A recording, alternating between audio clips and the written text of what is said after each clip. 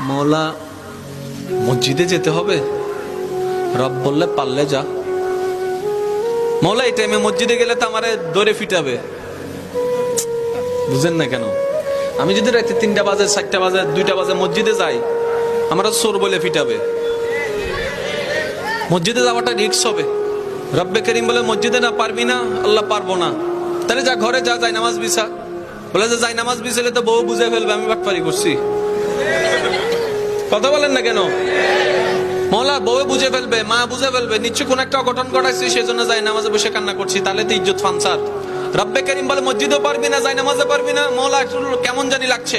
রব্বে করিম বলে ঠিক আছে, আমি আল্লাহ কতটুক মায়া মোহাব্বত করি তোকে, তুই তো বুঝতে পারস নি এতদিন, আজকে বুঝার চেষ্টা কর। মসজিদে যাওয়া লাগবে না, যাই নামাজ বিছানো লাগবে না, ওযু করা লাগবে না। তোর যদি এতই প্রবলেম হয়, জবানটাও খোলা লাগবে না।